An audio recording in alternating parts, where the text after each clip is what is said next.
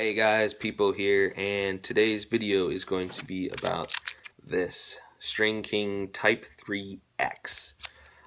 They came out with S as well, but X is what we're going to focus on today.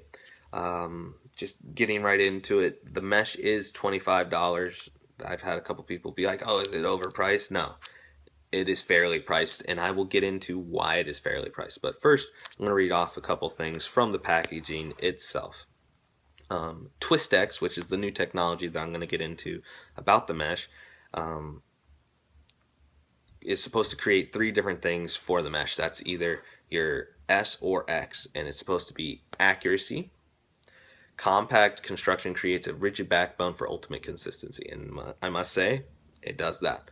Control, elasticity loads the ball in the channel, texture improves grip and feel. Because of Twistex, it definitely has an increased grip, and you can definitely feel the ball. Speed, 15%. 15% thinner and lighter than Type 2. Yes, if you ever put your Type 2 in one hand and Type 3 in the other, outside of packaging, thank you, outside of packaging, let me say it again, outside of packaging, you can definitely feel the difference. So we're gonna get right into this. This is the StringKing Type 3X. I strung it up in a blue Cobra X because the packaging is blue on pretty much any type of StringKing mesh that is X. It'll have blue, so I figured I would do a color match, which I also did for the StringKing S, which is red Cobra X. But so getting right into it, right out of the packaging, you can feel that it is a little stiff, but you can also feel that it's malleable. The mesh definitely, or really does conform to how you want it to, but you can feel that it is a little more rigid than the S, which is what it needs to be. If it's going to be a semi-hard version of a mesh, it needs to have that little bit of rigidity to it. Now, with that said, it does stretch out to your top string very easily. It will stretch down to wherever you need to tie it. This Cobra X is strung up exactly like the one with the S, so the pockets are exactly the same. They will just have slightly different consistency because your X is a little bit stiffer, so the ball doesn't really make the pocket go where it wants to. The pocket makes the ball go where it wants to. So it'll, if you string it up a certain way, it'll come out more or less exactly how you want it to.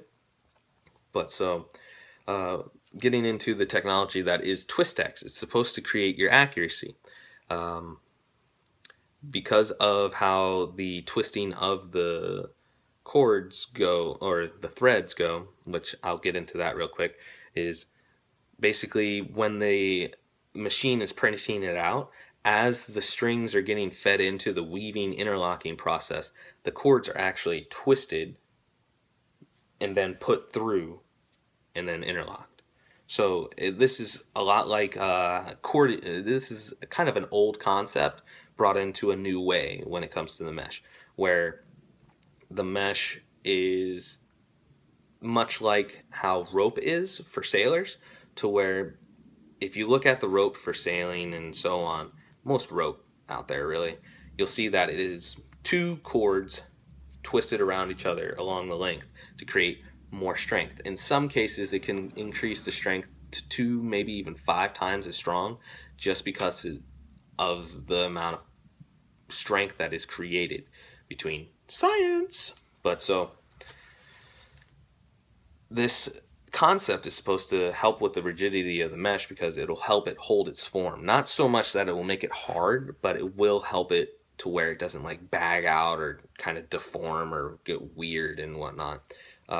When you actually run your hand through the pocket, you're gonna have a little bit of a surprise when you compare your Type 2 to your Type 3. You're gonna feel all those contact points because of the mesh threads getting twisted.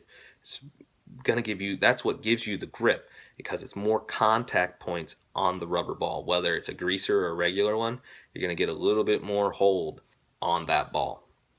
When it comes to that thinner, if you hold, again, the type 2 in one hand and type 3 in the other, you can really feel that thin difference. The 15%, not a whole lot, but you can definitely feel it. But so overall, I do like it.